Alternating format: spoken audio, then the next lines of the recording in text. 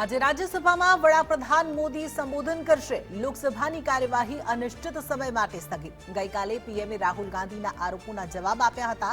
વિપક્ષ નેતાઓ દ્વારા હોબાળો કરતા કાર્યવાહી સ્થગિત કરાઈ હતી.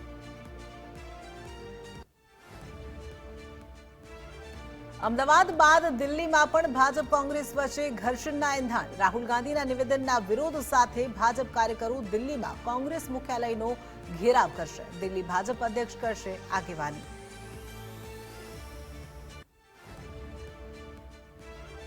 ઉત્તર પ્રદેશના હાથરસમાં સત્સંગ દરમિયાન ભાગદોડમાં મોત, 121ના મોત. વડાપ્રધાન મોદીએ દુઃખ વ્યક્ત કર્યું. મૃતકના પરિજનો માટે વળતરની જાહેરાત.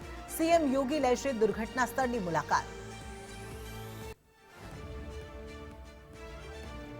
પૂર્વોત્તર રાજ્ય આસામમાં પૂરથી સ્થિતિ વણસી. પૂરના કારણે 11 લાખથી વધુ લોકો પ્રભાવિત થયા. સરહદી વિસ્તારોમાં પાણીના કારણે સંપર્ક તૂટ્યો. પૂરગ્રસ્ત આસામમાં ભારતીય વાયુસેનાની રેસ્ક્યુ માટેની કામગીરી.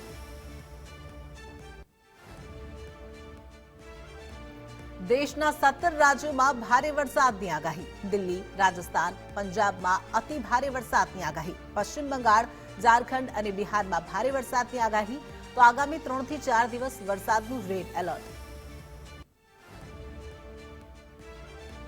ગુજરાતમાં ભારેથી અતિ ભારે વરસાદની આગાહી. દક્ષિણ ગુજરાતમાં રેડ એલર્ટ તો કચ્છ અને ઉત્તર ગુજરાતમાં ઓરેન્જ એલર્ટ જારી. અમદાવાદ અને ગાંધીનગરમાં યલો એલર્ટ. ગુજરાતમાં મેઘરાજાનું જળતાંડવ યથાવત. 24 કલાકમાં 178 તાલુકામાં વરસાદી મહેર. બનાસકાંઠાના લાખાણીમાં સૌથી વધુ વરસાદ. બનાસકાંઠાનું લાખાણી 11 ઇંચ વરસાદ સાથે જળબંબાકાર. દાંતીવાડા, મહેસાણા અને બહુચરાજીમાં 4 ઇંચ વરસાદ ખાબક્યો.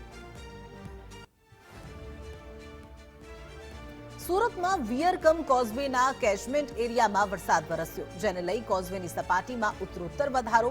કોઝવેની સપાટી 6.74 મીટરે પહોંચી. કોઝવેનો માર્ગ હાલ પાણીમાં ગરકાવ થયો.